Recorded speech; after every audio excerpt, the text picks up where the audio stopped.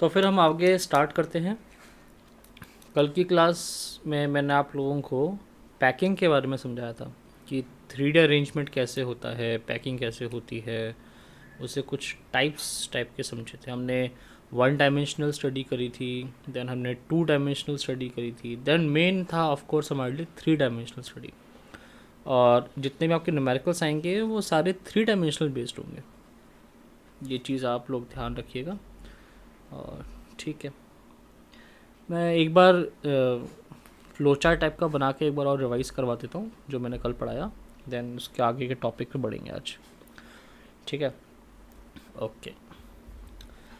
हमने जो कल पढ़ा, कल हमने पढ़ा था पैकिंग टाइप्स। पैकिंग टाइप्स, ठीक है। इसको एक मिनट में ठीक है।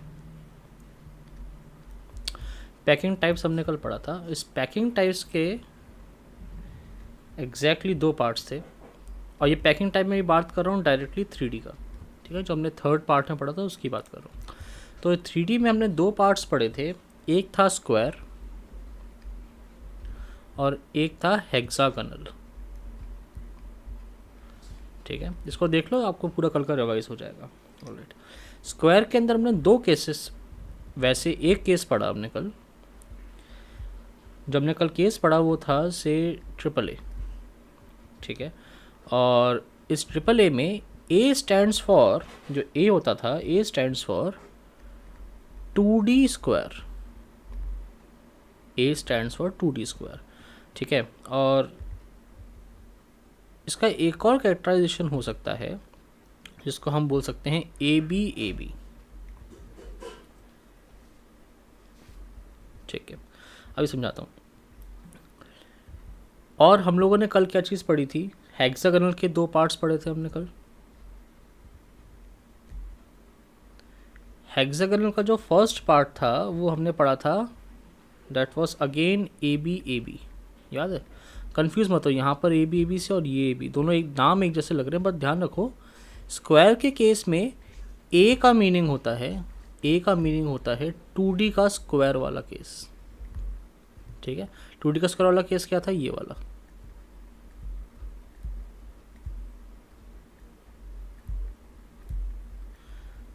जब एग्जैक्टली उसके नीचे आ जाते थे इसको बोलते थे 2D का स्क्वायर, ठीक है। हेक्सागोनल के केस में जो A होता है, A का मतलब होता है 2D का हेक्सा। ये इसका डायग्राम कैसे बनाया था हमने, पहली लाइन तो वैसी रहती थी, दूसरी लाइन में इसके जस्ट नीचे आने की जगह इस गड्ढे में चला जाता था, इस तरीके से। This was my 2D hexa, क्योंकि यहाँ पर देखो हेक्सागोनल शेप बन रही थी इस तरीके से, ठीक है। और यहाँ पर ये स्क्वायर टाइप का बन रहा था। ऑलराइट, तो जब भी मैं स्क्वायर की बात करूँगा उसमें जो A वाला पार्ट होता है दैट मीन्स 2D स्क्वायर की बात करें, मैं 2D स्क्वायर से मिलकर कुछ बनाऊँगा। और यहाँ पर A का मतलब होता है 2D हेक्सा, मैं स्टार्टिंग ही हेक्सागोनल से करूँगा, ठीक है। अच्छा, A का कंसेप्ट क्लियर हो गया इसका, और इसका A का कंसेप्ट भी क्लियर हो गया।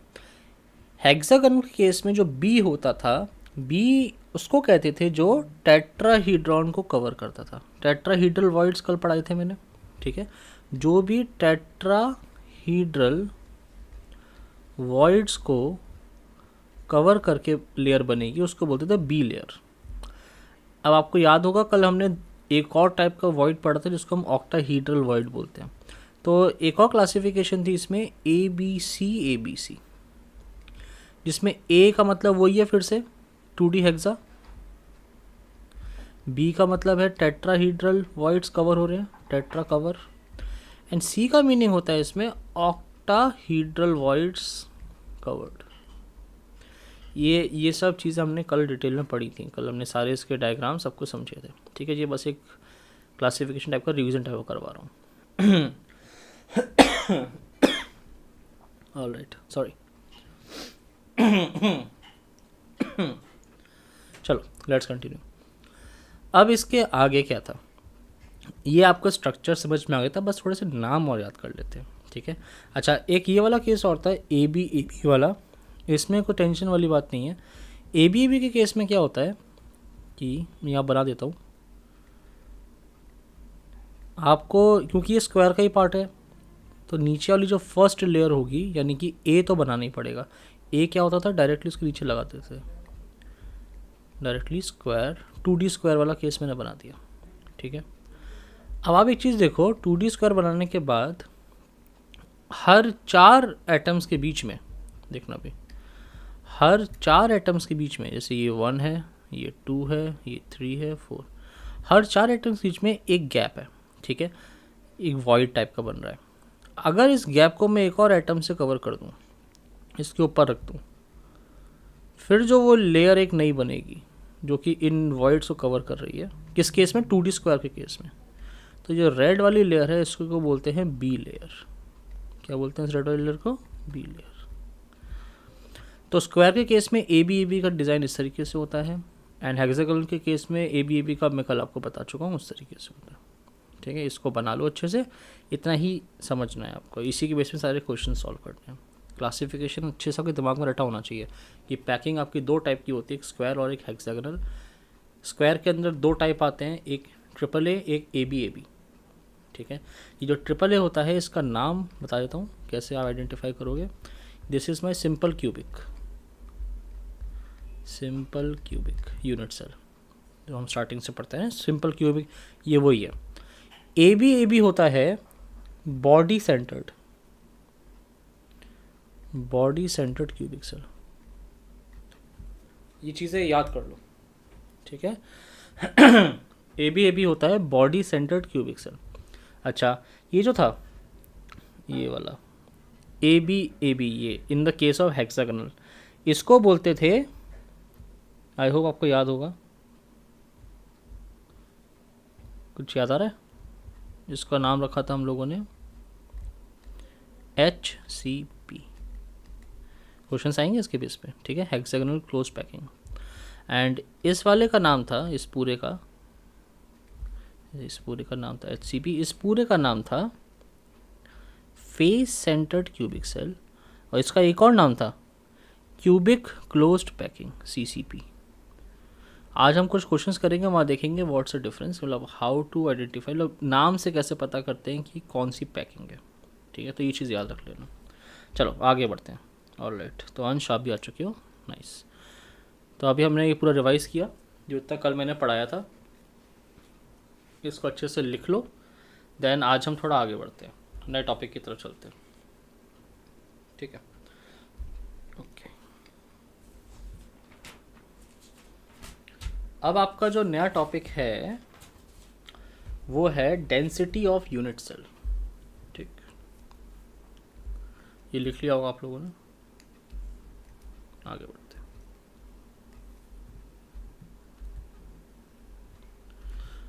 टॉपिक है आपका डेंसिटी, ये बहुत इंपॉर्टेंट टॉपिक है, ध्यान से पढ़ना है इसको।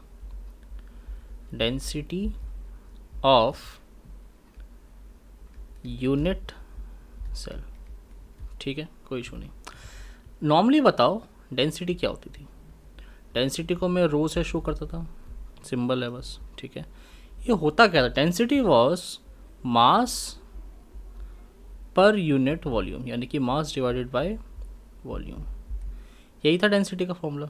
ठीक है, तो अगर मैं आपसे कहूँ कि मुझे डेंसिटी निकालनी है किसी भी चीज़ की, तो मुझे उसका मास पता होना चाहिए और वॉल्यूम पता होना चाहिए, देन मैं डेंसिटी निकाल सकता हूँ।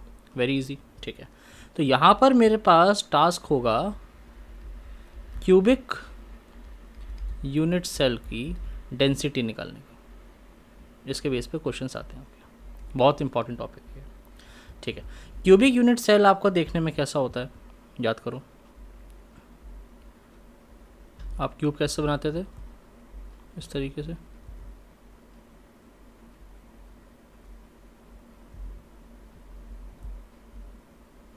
ठीक है, आपने ऐसे एक क्यूब बना दिया, कोई दिक्कत नहीं, आसान है। अब आप इसके एक्सेस और दिखा दो। ठीक है, एक्सेस जहाँ दिखाना चाहो दिखा दो, एक ही बात है। जैसे चाहो तो मैं इसको यहाँ दिखा सकता हूँ, ये आपकी ये एक्सेस, ये आपकी दूसरी एक्सेस, 31 किसी को भी एक्स बोल दो, जैसे मैं इसको वाई बोल दिया, इसको एक्स बोल दिया, इसको जेड बोल दिया, ठीक है। अच्छा, आपको एक चीज़ पता होनी चाहिए, क्योंकि ये क्यूब है तो इसके जो एजेस हैं, एजेस उन सब की लेंथ बराबर होगी। ए, ये भी ए रहेगी, ये लेंथ भी ए रहेगी। क्यूब है तो इन सब की एजेस सेम होंगी। और एक क्यूब का वॉल्यूम, एक क्यूब का वॉल्यूम होता है ए क्यूब। अगर उसकी एक लेंथ ए है तो वॉल्यूम का फॉर्मूला हो जाएगा ए क्यूब। सिंपल है, कोई दिक्कत नहीं है।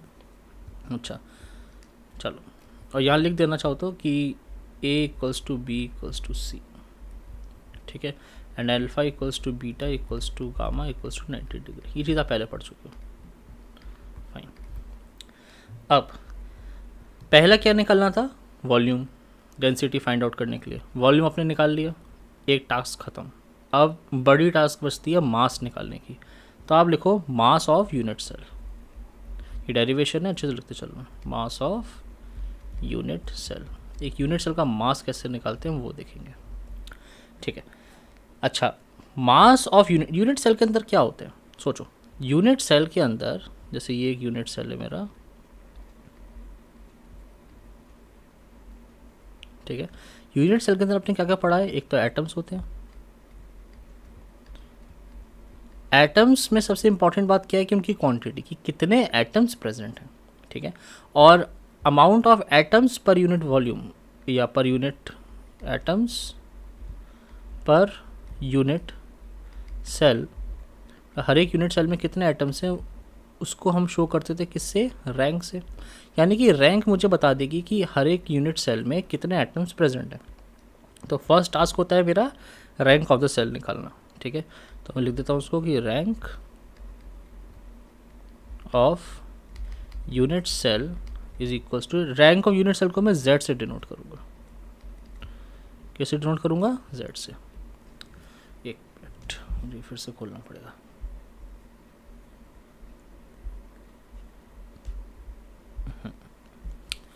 तो भैया ने क्या बताया आपको, यहाँ फाइंड आउट करना पड़ेगा रैंक ऑफ यूनिट सेल, ठीक है।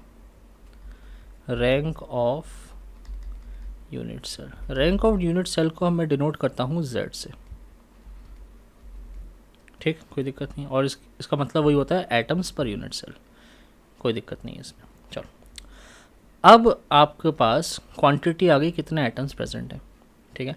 अब आपको निकालना है एक एटम का मास। अगर आप एक एटम के मास को निकाल लोगे तो उसको मल्टीप्लाई कर दोगे रैंक से, तो आपको टोटल जितने भी एटम्स हैं सबका मास मिल जाएगा। तो आपके पास काम होता है कि एक एटम का मास निकालो, एटम का मास। अब एक एटम का मास कैसे निकालेंगे, सोच के देखो। आपके पास मैक्सिमम क्या गिवन होगा, मॉलिक्यूलर मास। मैक्सिमम आपके पास मॉलिक्यूलर मास गिवन होगा। अच्छा, एक मॉलिक्यूलर मास होता क्या है, ध्यान से सोचना। मॉलिक्यूलर मास होता ये है कि 1 मोल एटम्स के मास को बोलते हैं मॉलिक्यूलर मास। फिर से सुनो, 1 मोल एटम्स अगर मैंने इकट्ठे कर लिए तो उनका जितना वेट होगा उसी को मैं मॉलिक्यूलर मास बोलता हूँ, ठीक है। यानी कि जब भी मैं बोलता हूँ मॉलिक्यूलर मास तो उसका मतलब ये नहीं होता है कि वो एक एटम का मास है। दैट मीन्स 1 मोल। आपको याद होगा मॉलिक्यूलर मास की यूनिट होती थी ग्राम पर मोल। इसका मतलब है कि कितने ग्राम एक मोल में प्रेजेंट है उसकी बात कर रहे हैं, ठीक है। तो यहाँ से मुझे निकालना पड़ेगा कि एक एटम का कितना मास होगा। अब देखो, मॉलिक्यूलर मास यानी कि mm is equal to mass of 1 mole atoms. ये चीज़ मैंने भी बताई, ठीक है। इसको मैं फिर से लिख सकता हूँ as molecular mass is equal to 6.022 exponential 23, यानी कि नंबर ऑफ मोल्स। एक मोल में इतने एटम्स होते हैं, ठीक है।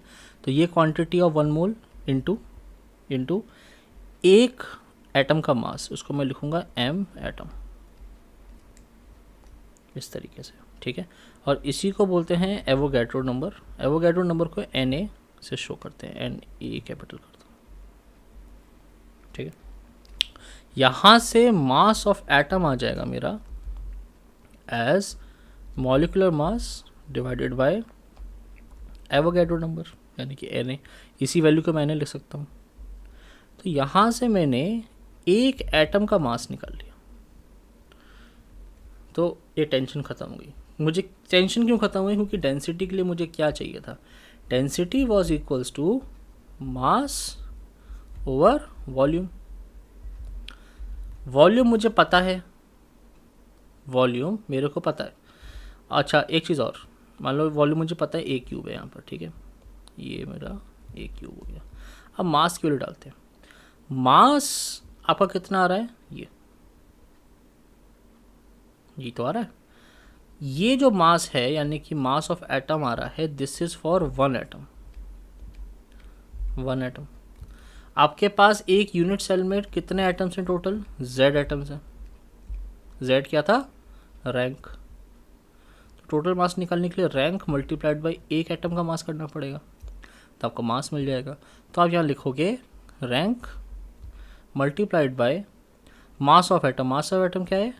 मॉलिकुलर मास, इसको एम से शो कर दिया, ठीक है, डिवाइडेड बाय एन ए मतलब एवोगैड्रो नंबर। डिवाइड हो जाएगा तो नीचे चला जाएगा, आसान है, ठीक है। और डिवाइड बाय मास तो खत्म हो गया, अब डिवाइड बाय वॉल्यूम, वॉल्यूम भी नीचे ही रहेगा, इसको एक क्यूब से शो कर दो। बात समझ में आ रही है? तो यहाँ से आपको एक्सप्रेशन मिल जाएगा कि डेंसिटी, यानी कि ये density is equal to Z, यानी कि rank into molecular mass mm divided by Avogadro number. एक क्यूब को वॉल्यूम भी तो ले सकता हूँ, डायरेक्टली वी लिख दो। फॉर एग्जांपल आपके अभी के केस में क्यूबिक है, तो आपने एक क्यूब डाल दिया। मान लो कोई रेक्टेंगल होता, यानी कि क्यूबॉइड होता, तो आपको a इंटू बी इंटू सी करना पड़ता। तो जनरलाइज करने के लिए उसको बस वी लिख दिया। V stands for volume. तो यहाँ से आपको एक एक्सप्रेशन मिल गया इस तरीके का। बात समझ में आ रही है? सिंपल है। यहाँ पर देख लो z क्या होती है? रैंक। mm क्या है? मॉलिक्यूलर मास, या कि आप कह सकते हो molar mass, molar mass of atom. v क्या है यहाँ पर? वॉल्यूम किसका? ऑफ यूनिट सेल, ठीक है। Na क्या है? Avogadro number, Avogadro's number. इसके लिए पता है आपको 6.022 एक्सपोनेंशियल 23। सिंपल है, कोई दिक्कत नहीं, ठीक है। This was how to calculate density, ठीक है।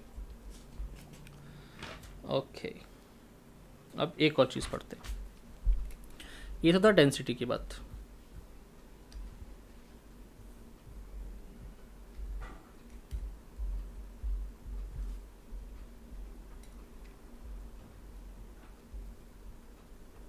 एक मिनट दो।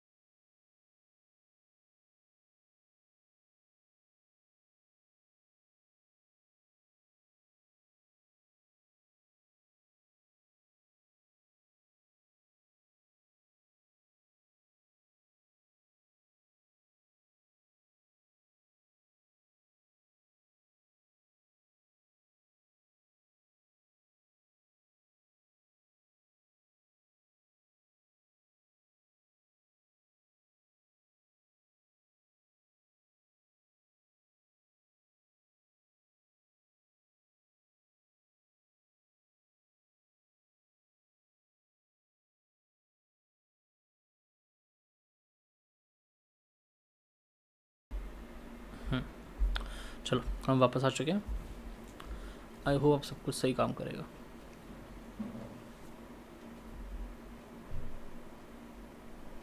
ठीक है, तो अब नया टॉपिक है, मतलब इसी का आगे का थोड़ा स्टेप पढ़ लेते हैं।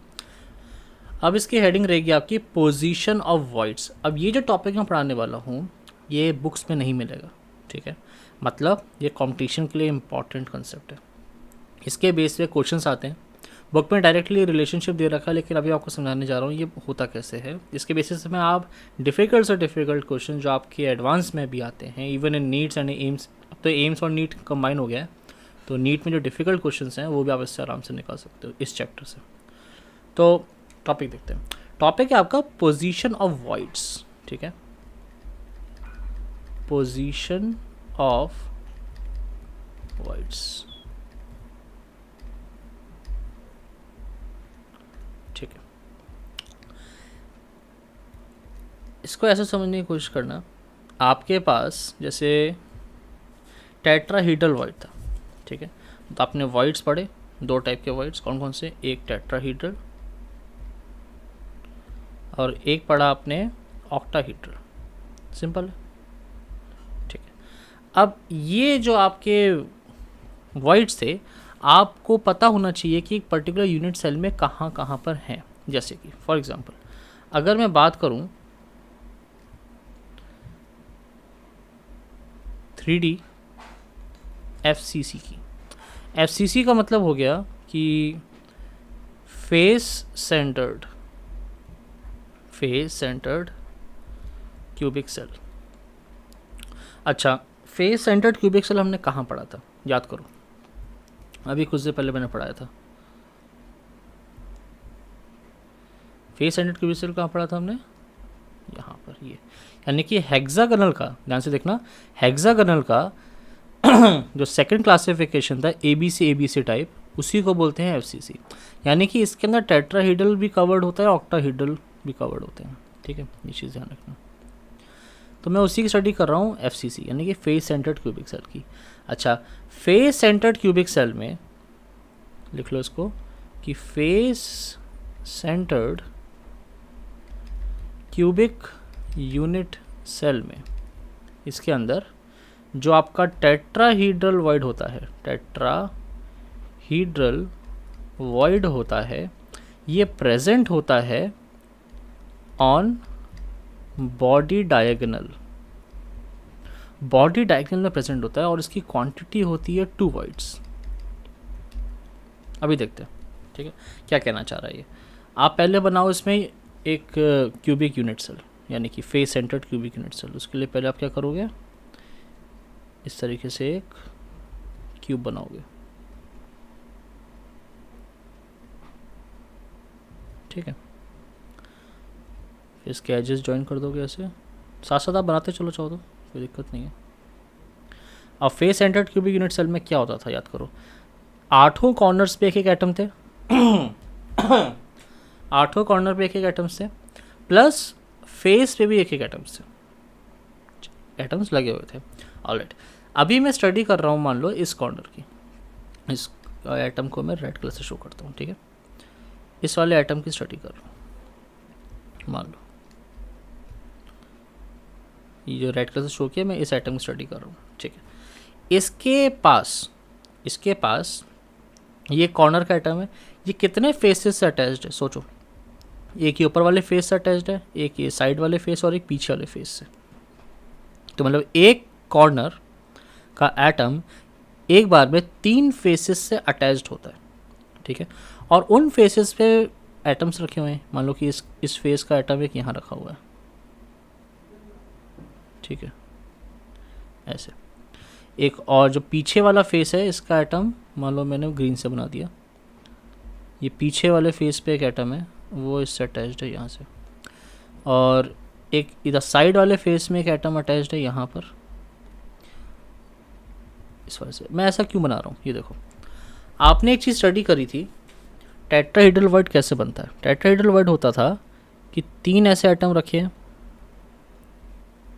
ठीक है, बीच में वॉइड बनता था, ठीक है, और ये वॉइड कर देता था या तो इसके ऊपर कोई मॉलिक्यूल हो या इसके नीचे। तो यहाँ जो ये गैप या वॉइड बनता था, इसको बोलते थे टेट्राहीड्रल, ठीक है। यानी कि अगर उसको आप साइड से देखोगे तो आपको ऐसा दिखेगा कि एक एटम ऐसे है और 3 एटम इस तरीके से एक पीछे की तरफ है कहीं, ठीक है। ये सेम केस यहाँ पर बन रहा है, देखो मैंने इसको शो किया है, ये वाला एक एटम है, मान लो इसको मैं ऐसे ब्लैक से बना देता हूँ कुछ समय के लिए। ये वाला एटम किस किस के सराउंडिंग है, एक इस एटम के 1, एक इस एटम के 2, एक इस एटम के 3।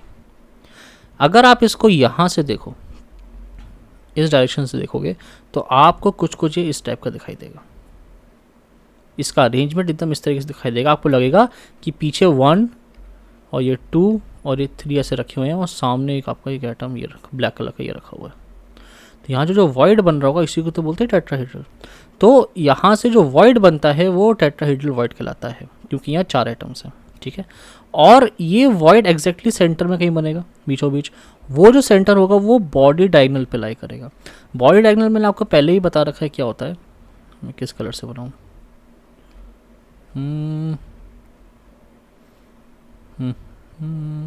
येलो, येलो दिखेगा नहीं आपको, पर्पल से बनाते हैं, ठीक है।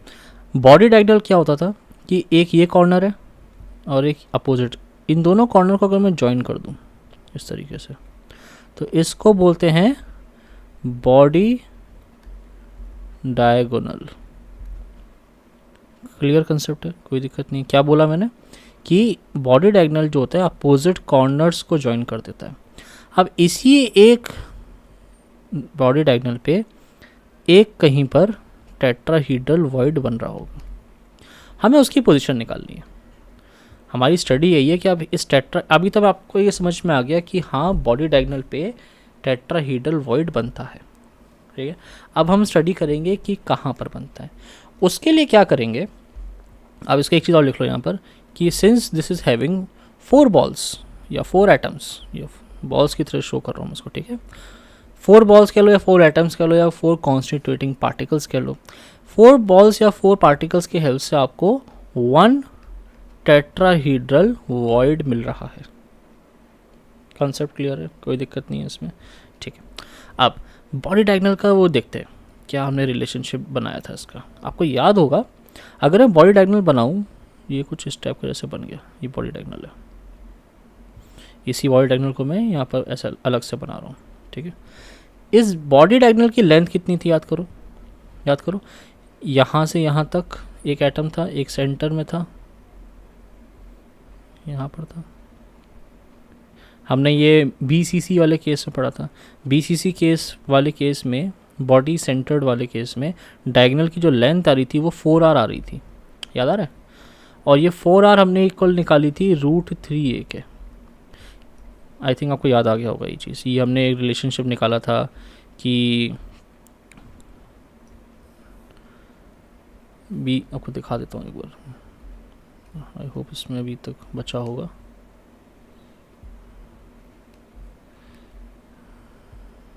इसमें था, ये था, ये देखो BCC केस में हमने ये बनाया था और यहाँ पर ये डायगोनल थी जो हरे रंग से, ग्रीन कलर से हरे रंग से दिखाया हुआ है। ये सॉलिड डायगोनल, सॉलिड डायगोनल को ही बोलते हैं बॉडी डायगोनल। इसका एक और नाम होता है बॉडी डायगोनल, ठीक है।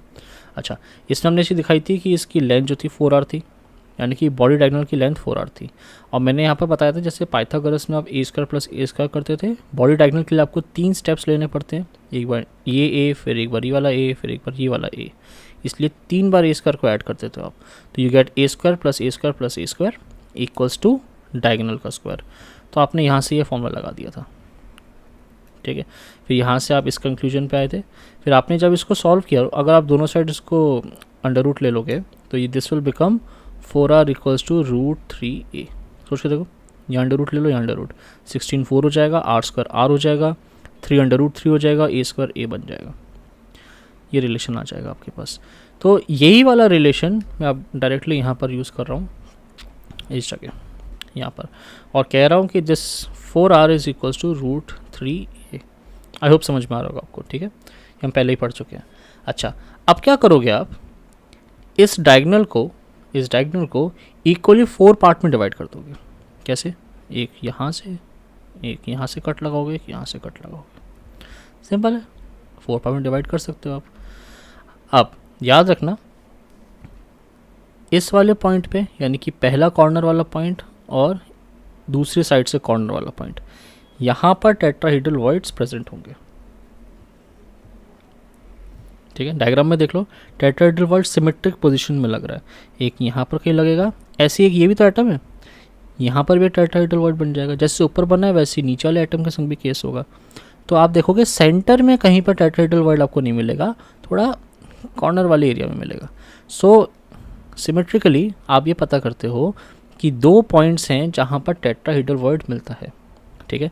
अब एक चीज़ सोचो, ये वाली डिस्टेंस अगर आपको निकालनी है, आपको क्वेश्चन आता है एग्जाम में कि what is the distance of the tetrahedral void on the body diagonal from the corner, corner से कितनी डिस्टेंस पे है टेट्राहेड्रल वॉइड। तो अगर आप ये कैलकुलेट करोगे तो ये कितना आएगा, सोचो ये 1/4 है, आपने टोटल इस बॉडी डायगोनल के 4 हिस्से कर दिए और इस बॉडी डायगोनल की टोटल लेंथ थी √3a, तो 1/4 हो जाएगा √3/4 इंटू a। एंड सेम यहाँ से ये भी डिस्टेंस रहेगी √3/4a। तो यहाँ से आपको समझ में आएगा कि this is the position of tetrahedral void, this is the position of tetrahedral voids. बात समझ रहे हो? यहाँ से आपको समझ में आता है कि ऑन ईच बॉडी डायगोनल, हर एक बॉडी डायगोनल पे देयर आर 2 टेट्राहेड्रल्स वॉइड। देखो यहाँ एक डायगोनल थी, यहाँ पर 2 टेट्राहेड्रल वॉइड्स थे। बात समझ में आ रही है? अच्छा, एक क्यूब के अंदर कितने बॉडी डायगोनल हो सकते हैं? सोचो, एक यहाँ से लेकर ये जो पर्पल से शो किया है, ठीक है, एक ये वाला भी हो सकता है, ये वाला, एक ही वाला हो सकता है और एक यहाँ से सामने हो सकता है। टोटल 4 होते हैं, मैं कहना ही चाह रहा हूँ, ठीक है। तो इन अ क्यूब या फिर आप कह सकते हैं इन अ क्यूबॉइड, आपके पास 4 बॉडी डायगोनल होते हैं। तो टोटल कितने बॉडी डायगोनल्स हो गए? 4 बॉडी डायगोनल्स, ठीक है। और यहाँ से आपको समझ में आएगा कि क्योंकि 4 बॉडी डायगोनल्स हैं और हर एक बॉडी डायगोनल में 2 टेट्राहेड्रल वॉइड्स हैं, therefore total tetrahedral voids in unit cell, कौन सी यूनिट सेल? BCC वाले में, या आप FCC बोलो उसको, फेस सेंटर्ड क्यूबिक सेल वाले में, ये आ रहा है आपका 4 × 2 कितना हो गया? 8। ये पहली चीज़ निकाल लिया आपने जो कैलकुलेशन करी है this is for tetrahedral void only. ये आपने कैलकुलेशन सिर्फ टेट्राहेड्रल वॉइड के लिए करी है। पहले इसको अच्छे से लिख लो, देन मैं आगे बताता हूँ।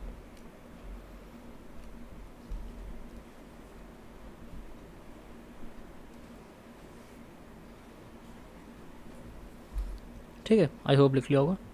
अब टेट्राहेड्रल वॉइड के बाद आपको स्टडी करना होता है ऑक्टाहेड्रल वॉइड।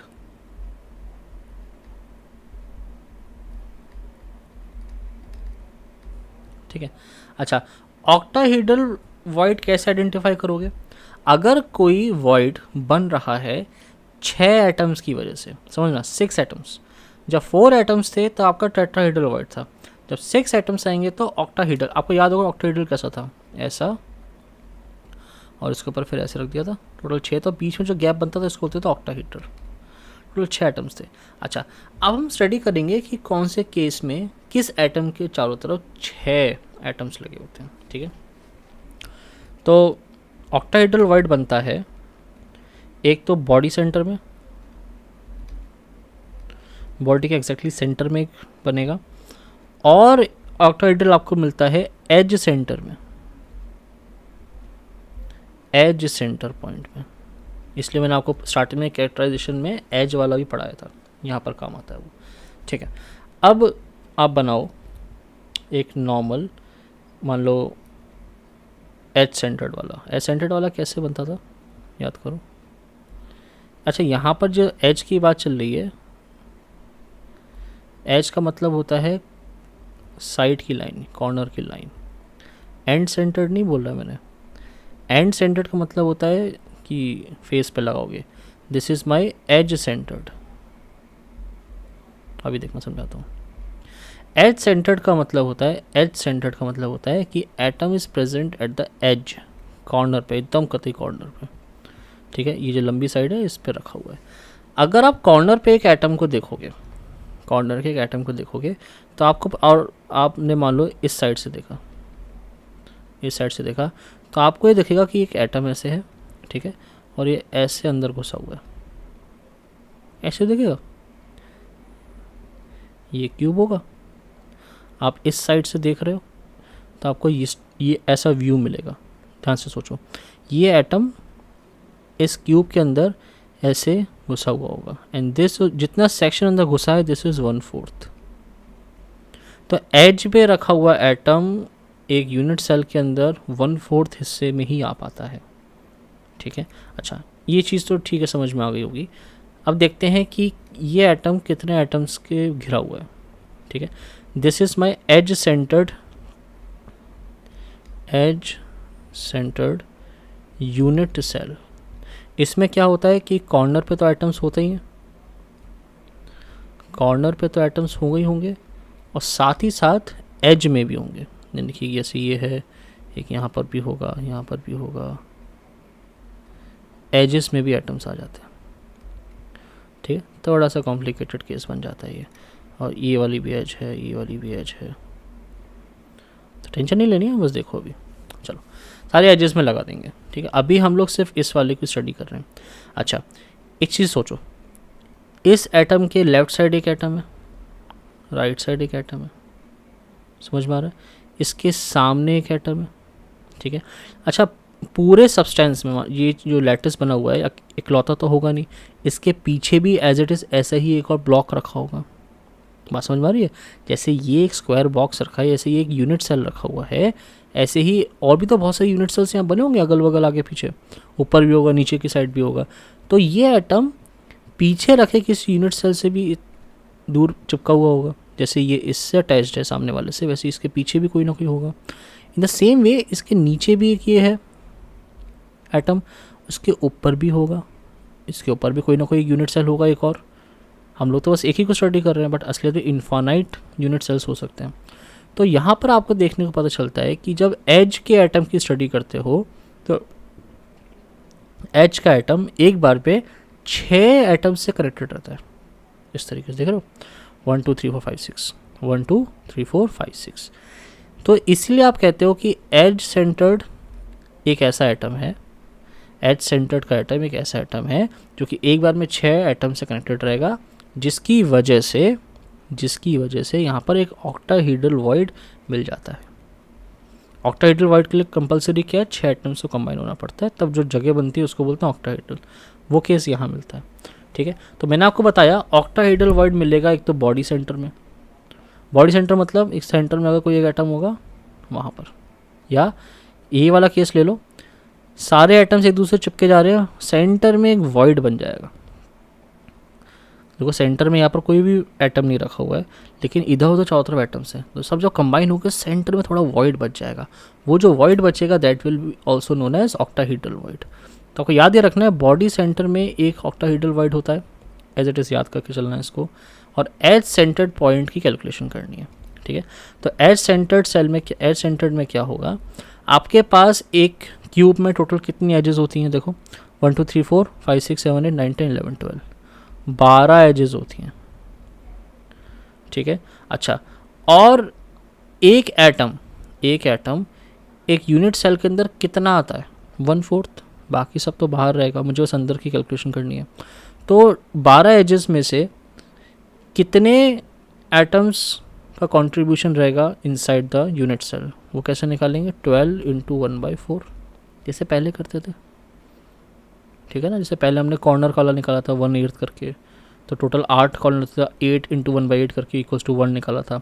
वैसे ही एजेस के लिए कैलकुलेट ऐसे करते हैं, 12 टोटल एजेस 12 है, इंटू कितना कंट्रीब्यूशन है हर एक एटम का जो एज पे है 1/4, तो टोटल कितने एटम्स हो गए? 3। बात समझ में आ रही है? तो इससे समझ में आता है कि आपके पास 12 एजेस थे, जिनमें से कंट्रीब्यूशन से 3 का हुआ। बात समझ में आ रही है? 12 एजेस थे, 3 कंट्रीब्यूशन हुआ, तो इस चक्कर में 3 ही आपके पास ऑक्टाहेड्रल वॉइड्स बनेंगे। जितने एटम्स का कंट्रीब्यूशन होगा उतने, देखो एजेस में जितने एटम्स हैं वो कैलकुलेट करने हैं, उतने ही ऑक्टाहेड्रल वॉइड बनेंगे। अब एजेस में कितने एटम का कंट्रीब्यूशन है? 12 × 1/4, यानी कि 3 एटम्स का, तो टोटल ऑक्टाहेड्रल वॉइड कितने बनने चाहिए एक यूनिट सेल के अंदर ही अंदर? 3। इस तरीके से कैलकुलेट करना पड़ता है। ठीक है, स्टार्टिंग में थोड़ा सा ये कंफ्यूजिंग लग सकता है, लेकिन धीरे धीरे आपको समझ में आ जाएगा। तो बॉडी सेंटर्ड में 1, एज सेंटर्ड की वजह से 3, तो अब यहाँ निकालोगे total octahedral void. This will come out to be 1 + 3 = 4. 1 body centre का प्लस एच सेंटर का। ठीक है, आई होप ये समझ में आ रहा हो आपको। तो यहाँ से एक चीज़ समझ में आती है कि मैं बात किसकी कर रहा हूँ? फेस सेंटर्ड क्यूबिक सेल की। तो फेस सेंटर्ड क्यूबिक सेल में जो रैंक होती है उसकी वैल्यू कितनी थी, 4। रैंक स्टार्टिंग में निकाल चुके हैं, 4 थी। अच्छा, और इसका टेट्राहीड्रल वॉइड कितना निकला, 8 अभी निकाला था। ऑक्टाहीड्रल वॉइड कितना निकला, 4। तो यहाँ से आपको एक कंसेप्ट समझ में आता है, एक सिंपल सा कंसेप्ट समझ में आता है कि अगर जनरलाइज फॉर्म में लिख रहा हूँ, अगर rank of the unit cell is n, अगर रैंक n है तो टेट्राहीड्रल वॉइड 2 टाइम्स n आएंगे और ऑक्टाहीड्रल वॉइड्स n टाइम्स आएंगे। ये रिलेशनशिप आप यहाँ से आपने डराइव किया हुआ है और ये आपको न्यूमेरिकल्स में बहुत काम आएंगे, इसमें स्टार लगा लो, ठीक है। These relations are very important for numericals. एक दो न्यूमेरिकल में कोशिश करूँगा, अभी भी ले लूँ, टाइम तो है, कर सकते हैं, ठीक है। ये चीज़ समझ में आ गई, ठीक है, ओके। अच्छा, एक किसी भी यूनिट सेल में, किसी भी यूनिट सेल में, जैसे मान लो यूनिट सेल है ये वाला, ठीक है। मैंने क्या बताया, कॉर्नर में एटम्स होते हैं, ठीक है, कॉर्नर में एटम्स होते हैं। यही जो एटम्स होते हैं they are large in size and generally they are anions, ठीक है। तो आप ये कहोगे जो मेन कॉन्स्टिट्यूटिंग पार्टिकल्स होते हैं, कॉन्स्टिट्यूटिंग पार्टिकल्स होते हैं वो आपके एनायंस होते हैं। जो कैटायंस होते हैं, एनायंस से तो कैटायंस की बात करेंगे, कैटायंस का साइज स्मॉल होता है, उनमें से इलेक्ट्रॉन निकल जाता है, पॉजिटिव चार्ज होते हैं, सेंटर की तरफ ज़्यादा अट्रैक्ट हो जाते हैं, उनका साइज़ थोड़ा श्रिंक हो जाता है। क्योंकि उनका साइज़ काफ़ी स्मॉल रहता है, इस वजह से दे ऑक्यूपाई वॉइड्स।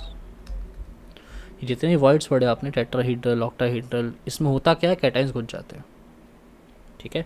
तो यहाँ से आपको ये स्टडी समझ में आनी चाहिए कि यूनिट सेल के अंदर जो बाहर की तरफ एटम्स लगे होते हैं वो एनाइंस होते हैं और जो वॉइड्स बने हैं उसके अंदर कैटायंस घुस जाते हैं। उनकी क्वांटिटी आपको समझ में आ गई होगी। इसको एज इट इज़ समझ लो और इसको एग्ज़ाम में ऐसे ही लिखना होता है, ठीक है।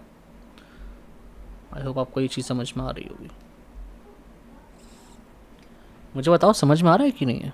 थोड़ा सा ट्रिकी है, इसमें थोड़ा टाइम लगेगा, ये थोड़ा, क्योंकि 3D इमेजिनेशन वाली चीज़ें हैं और कैलकुलेशन थोड़ी इसकी अलग टाइप की है, लेकिन आपको समझ में आ रहा है कि नहीं, ये बताओ।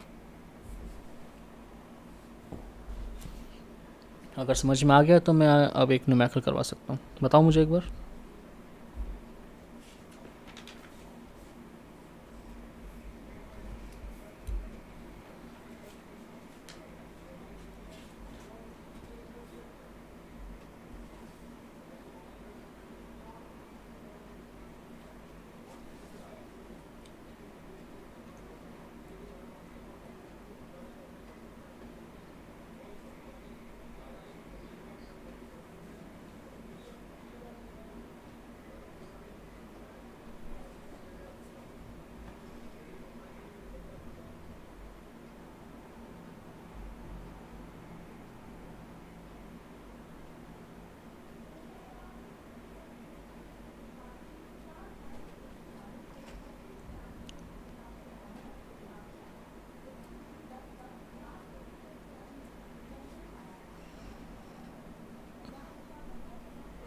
बच्चों बताओ, समझ में आ रहा है।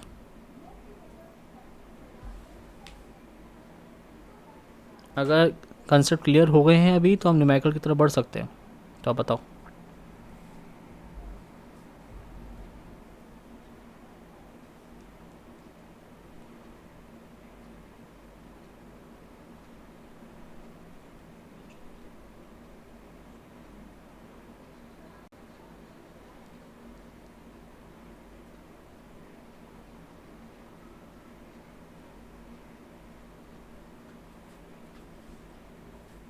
आई होप समझ में आ रहा हूँ। चलो, स्ट्रीम थोड़ी डिले चल रही होगी इसलिए आपका रिप्लाई थोड़ा देर में आएगा मेरे पास, तब तक हम न्यूमेरिकल करना स्टार्ट करते हैं। पहला न्यूमेरिकल मैं दे रहा हूँ, बहुत सिंपल है, ठीक है। आज जो पढ़ा है वही सब अप्लाई करना है आपको, ठीक है। हाँ निरक, मैं समझ रहा हूँ, धीरे धीरे आएगा। ये चैप्टर ऐसा है कि आपको बार बार पढ़ना ही पड़ेगा। आप अभी नोट्स बनाते चलो, उसको पढ़ते चलो। और मेरी तरफ से आपके लिए एडवाइस यही रहेगी कि लेक्चर्स पढ़ने के बाद तुरंत जाके एनसीईआरटी उठाओ या कोई भी अपनी बुक उठाओ और लाइन से रीडिंग लगाना स्टार्ट कर दो। उससे होगा ये, आपके सारे जितने यहाँ पढ़ते जा रहे हो वो सॉलिडिफाई होते जाएंगे, फाउंडेशन दिमाग में बैठते जाएंगे। ठीक है, धीरे धीरे समझ में आएगा, बट आ जाएगा। मैं पूरी कोशिश कर रहा हूँ कि एक एक पॉइंट आपको क्लियर कर सकूँ। आप लिखते चलो, सब कुछ सारी चीज़ें लिखते चलो। आप न्यूमेरिकल्स करेंगे तो और धीरे धीरे समझ में आएगा। आपको बस ये याद रखना है टेट्राहेड्रल वर्ड्स क्या होते हैं, ऑक्टाहेड्रल क्या होते हैं, और एटम्स कहाँ पर कितनी स्पेस ऑक्यूपाई करता है, उसका कंट्रीब्यूशन कितना, जैसे 1/4 हो गया एच के केस में। ये सब चीज़ें विद प्रैक्टिस याद हो जाएंगी। ठीक है, क्योंकि इसमें बहुत सारी नेमिंग्स हैं, बहुत सारी चीज़ें, कॉम्प्लेक्स चीज़ें हैं जो कि कंफ्यूज करती हैं। परेशान हो तो ठीक है। चलो क्वेश्चन करते हैं। आज हम लोग एक क्वेश्चन देखेंगे, देन आगे बढ़ेंगे। देन हाँ चलो, क्वेश्चन है आपका, इसको भी ग्रिड में ले आता हूँ। ठीक है, क्वेश्चन है आपका, इन अ क्यूबिक पैक्ड स्ट्रक्चर। अब मैं आपको सिखाऊंगा कैसे क्वेश्चंस करने होते हैं। ठीक है, in a cubic packed structure of mixed oxide, the lattice is made up of oxide ions। Oxide एक नेगेटिव पार्ट है। ठीक है, यानी कि वो एनाइन है। यानी कि आपको भी कुछ देर पहले बताया था, यूनिट सेल के जो कॉर्नर के एटम्स होते हैं, जो कॉन्स्टिट्यूटिंग पार्टिकल्स होते हैं, वो सब एनाइन से मिलके बने होते हैं। अब अगर वो एनाइन से मिलके बने, दैट मीन्स वो यहाँ पर कॉन्स्टिट्यूटिंग पार्टिकल्स क्या होंगे, ऑक्साइड आयन, यानी कि ओ। ठीक है, चलो अभी धीरे धीरे आ जाएगा आयन्स। इसके आगे comma 1/5 of tetrahedral voids occupied by x+2। कोई एक कैटायन है जिस पॉजिटिव 2 चार्ज है, वो टेट्राहेड्रल जितने भी वॉइड्स होंगे उनका 1/5 हिस्सा ऑक्यूपाई कर रहा है। ठीक है, एंड इसके बाद half of octahedral voids are occupied by y+3। ये दूसरा कैटायन है कोई। ठीक है, then formula of oxide will be. ठीक है, तो एक तरीके से कोई एक केमिकल कंपाउंड है। ठीक है, जो कि मिलके बना हुआ है ऑक्सीजन, यानी कि ऑक्साइड आयन, एक्स और वाई से। अब वो सब एक ऐसे क्यूबिक पैक्ड स्ट्रक्चर में चिपके हुए हैं। उनका जो स्ट्रक्चर है, आप कल परसों की क्लास में सीखोगे कि कैसे सारे एनाइंस और कैटाइंस मिलके कंपाउंड बनाते हैं, उनका एक स्ट्रक्चर फिक्स होता है। वही स्ट्रक्चर हम लोग इतने दिनों से पढ़ रहे हैं। ठीक है ना, चलो अब यहाँ देखते हैं। तो इन्होंने क्या बोला है कि पहले आपको आइडेंटिफाई करना पड़ता है कि किस टाइप का क्यूबिक सिस्टम है। मतलब कि लैटिस का सिस्टम, बहुत सारे लैटिस पढ़ लिए हैं, याद करो इतने सारे लैटिसेस हैं हमारे पास। यहाँ पर इन्होंने बोला है क्यूबिक पैक्ड। कंफ्यूज मत होना, अगर ये अकेला क्यूबिक बोलता तो ये होता सिंपल क्यूबिक। ये सिंपल क्यूबिक नहीं है, ये है क्यूबिक पैक्ड। क्यूबिक पैक्ड का फुल फॉर्म मैंने अभी कुछ देर पहले बताया था, क्यूबिक पैक्ड, इसको बोलते हैं CCP, यानी कि क्लोज्ड क्यूबिक या cubic closed pack. Cubic closed pack. इसी का एक और नाम था FCC, जो हमने अभी तक पढ़ते आ रहे हैं, like face centred cubic unit. यानी कि आपको इस नाम से देखो, पैक्ड नहीं लगा होता तो ये सिंपल क्यूबिक होता। ये मैं फेस सेंटर्ड बॉडी सेंटर्ड पे जाता ही नहीं, क्योंकि इन लोगों ने एग्जैक्टली बोला है क्यूबिक पैक्ड स्ट्रक्चर। तो नाम से आपको आइडेंटिफाई करना है क्यूबिक पैक्ड मतलब ये फेस सेंटर्ड की बात कर रहे हैं। बात समझ में आ रही है? अभी मैंने बताया था CCP एंड FCC सेम होते हैं, ठीक है, यहीं बताया था शायद मैंने, यहाँ पर देखो FCC एंड CCP सेम होते हैं, बताया था, वही सेम कंसेप्ट लगाना है, धीरे धीरे आएगा, परेशान नहीं होने का। ये आ गया। अब यहाँ से आपको अब आपको ये कंफर्म हो गया कि ये फेस सेंटर्ड क्यूबिक है, ठीक है। अच्छा, फेस सेंटर्ड क्यूबिक का आपको पता है अच्छे से कि रैंक यानी कि Z की वैल्यू होती है 4, इसलिए टेबल याद करवाई थी, देखते याद आ जाना चाहिए, ठीक है। अच्छा, अगर 4 है तो इसकी वजह से जो टेट्राहीड्रल वर्ड्स होंगे वो कितने होंगे? अभी कुछ देर पहले डिराइव किया हमने कि अगर Z की वैल्यू n है तो टेट्राहीड्रल वर्ड्स होते हैं 2n, ऑक्टाहीड्रल होते हैं n। तो अगर Z 4 है तो टेट्राहीड्रल कितना हो जाएगा? 8, ऑक्टाहीड्रल कितना हो जाएगा? 4, ठीक है। अच्छा, अब ये क्वेश्चन ख़त्म नहीं हुआ। अब इन्होंने क्या बोला कि जो ऑक्साइड आयन है उसके हेल्प से सारे पार्टिकल्स बन रहे हैं, यानी कि they are the constituting particles, मतलब इसकी हेल्प से वो कॉर्नर एटम्स बन रहे हैं। ऑक्साइड आयन ही है वो कॉर्नर एटम्स, ठीक है। तो टोटल आपके जो ऑक्साइड आयन हैं कितने होंगे?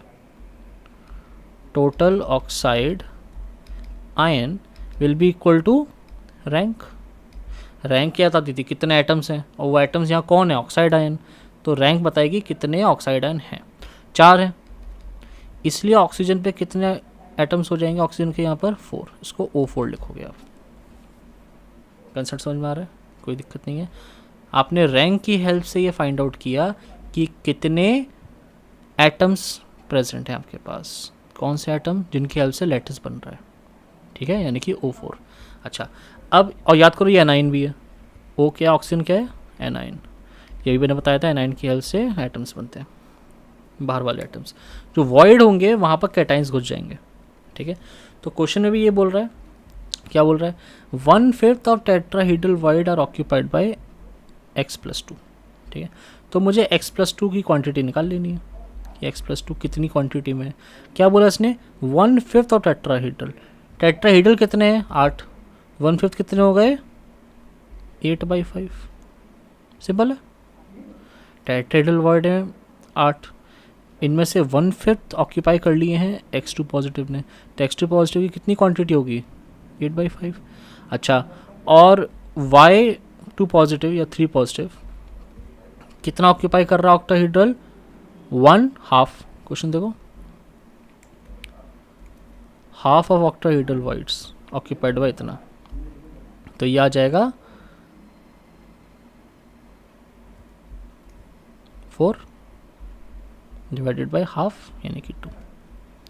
तो यहाँ से फॉर्मूला आपके सामने बनता हुआ आएगा कि X 8/5, Y 4/2, O 4। ये तो आएगा आपके पास फॉर्मूला। अच्छा, फॉर्मूले कभी भी ऐसे फॉर्म में नहीं होते, मतलब फ्रैक्शंस में नहीं होते, उनको होल नंबर में कन्वर्ट करना होता है। आप क्या करो, सिंप्लीफाई करने के लिए इन तीनों वैल्यूज़ को 5 से मल्टीप्लाई कर दो, तो ये क्या हो जाएगा?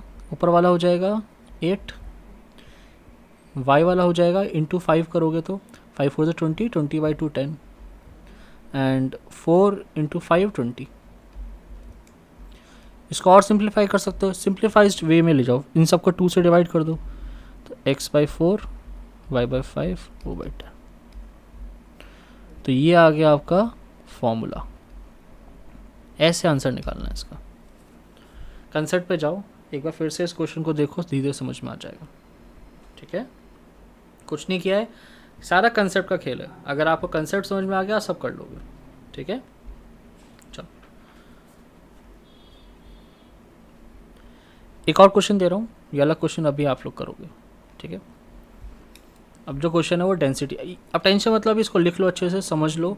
मैं चाहता हूँ इस चैप्टर को आप जाके अच्छे से रिवाइज़ करें एक बार, NCERT से या किसी बुक से, धीरे समझ में आएगा, और सारे क्वेश्चन करने की कोशिश करें। अभी आज एक और क्वेश्चन करवा रहा हूँ मैं आपको डेंसिटी से रिलेटेड, उसके बाद हम लोग प्रीवियस ईयर के सारे क्वेश्चन डिस्कस करेंगे, जितने भी आपके मेंस में आ चुके हैं, एडवांस में आ चुके हैं, इवन नीट वाले क्वेश्चन भी डिस्कस कर लेंगे। धीरे सब क्लियर हो जाएगा, बिल्कुल परेशान मत, अभी बहुत टाइम है आप लोगों के पास।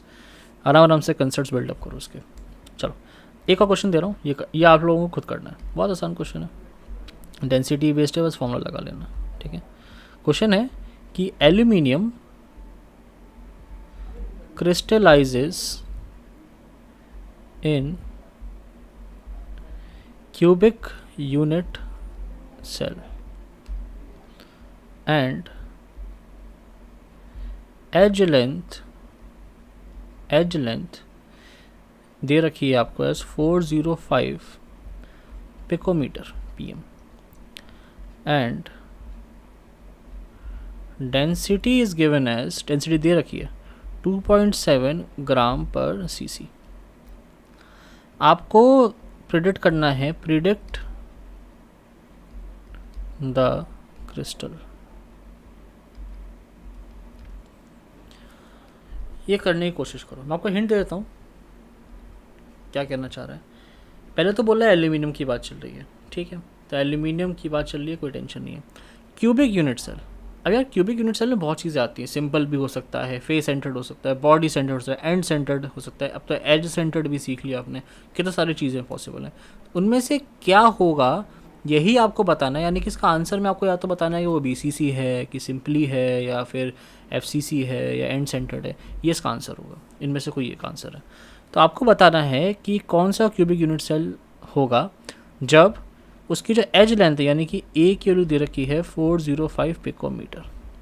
पिकोमीटर को मीटर में कन्वर्ट कर लेना, 405 10⁻12 मीटर हो जाएगा, ठीक है। और डेंसिटी आपको गिवन है 2.7 ग्राम पर सीसी। अच्छा, डेंसिटी आप जब भी यूज़ करोगे आप केजी पर मीटर क्यूब में यूज़ करोगे, तो ग्राम पर सीसी को कन्वर्ट कर लेना। 2.7 ग्राम पर सीसी का मतलब क्या हो गया, सेंटीमीटर क्यूब। तो इस वाली यूनिट को पहले कन्वर्ट करना आप केजी पर मीटर क्यूब में, तब जो डेंसिटी की वैल्यू आएगी उसको फॉर्मूले में यूज़ करना। अब फॉर्मूला का करेंगे क्या, फॉर्मूला क्या था, फॉर्मूला था density equals to rank multiplied by molecular mass divided by Avogadro number multiplied by volume. कुछ देर पहले पढ़ा है हमने, फॉर्मूला याद कर लो सारे अब, ठीक है, टाइम आ चुका है। चलो, यहाँ पर वॉल्यूम होगा आपका कितना, सोचो, ए क्यूब है, ये तो पता ही है, और ए किलो आपको दे रखी है 405, इसका क्यूब हो जाएगा, ठीक है। एवोगैड्रो नंबर पता है आप लोगों को। मॉलिक्यूलर मास इस एल्यूमिनियम का होता है 27, ठीक है। और डेंसिटी आपको ऑलरेडी गिवन है 2.7, इसको कन्वर्ट कर लेना केजी पर मीटर क्यूब में, तो एक वैल्यू आ जाएगी, वो डाल देना। यहाँ से आप निकालो जेड की वैल्यू, जेड की वैल्यू जो भी आएगी वो बताएगा कि आपका क्या है, BCC है कि FCC है कि क्या है। अगर z इक्वल्स टू 1 आता है तो ये सिंपल क्यूबिक है, ठीक है। z इक्वल्स टू अगर 2 आता है तो आपको BCC मिल जाएगा, z इक्वल्स टू अगर 4 आता है तो आपको FCC मिल जाएगा। z की वैल्यू से आपको पता चल जाएगा कि ये कौन सा क्यूबिक सेल है। बस करो अभी इसको सॉल्व करो और मुझे बताओ कि z की वैल्यू क्या, बस बताओ z की वैल्यू क्या आ रही है, फिर ये बताओ कि ये इन तीनों में से क्या होगा। एग्जैक्टली हो सकता है वो वैल्यू ना आए, कुछ पॉइंट्स में आए, लेकिन नियरेस्ट किसकी आ रही है ये बताओ मुझे, करो।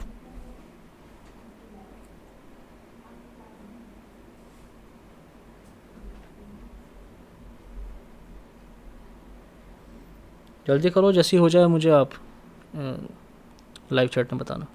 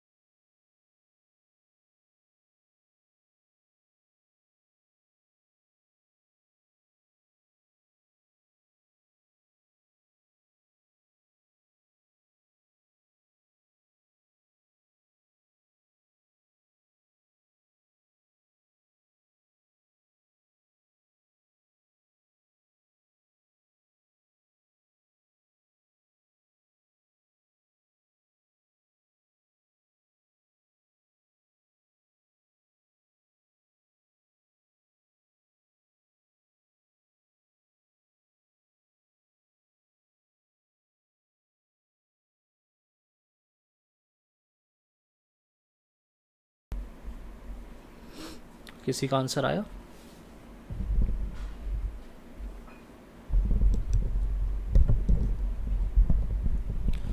जल्दी बताओ क्या आंसर है इसका।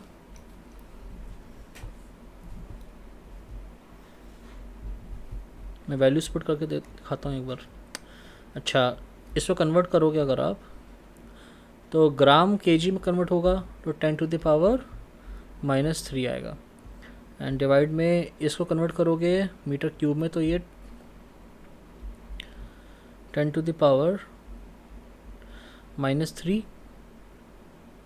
-2 और इसका होल क्यूब हो जाएगा, ठीक है ना। तो this will become as 10⁻³ over 10⁻⁶। इसको लिख सकते हो, ये ऊपर चला जाएगा 10⁻³ हो जाएगा, टोटल 6 ऊपर जाएगा, 3 -3 + 6 + 3 हो जाएगा, तो 10⁻³ तो आप डायरेक्टली लिख सकते हो डेंसिटी का 2.7 exponential 3 equals to Z find out करना है। हाँ निरक, आपका आंसर ठीक है। Into 27 over Na 6.022 into exponential 23। Volume आपको 450 था, 405 था, 405 था, 405 एक्सपोनेंशियल -12 क्यूब। इसको सॉल्व करोगे तो Z अप्रॉक्सीमेटली इक्वल्स टू 4 आ जाएगा। दिस मीन्स कि ये FCC होगा। निरक का आंसर 3.6 आ रहा है, तो आप सब लोग भी चेक कर लो सबका 3.6 आ रहा है कि नहीं।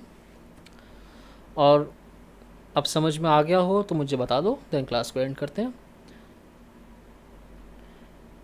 सबको समझ में आ गया?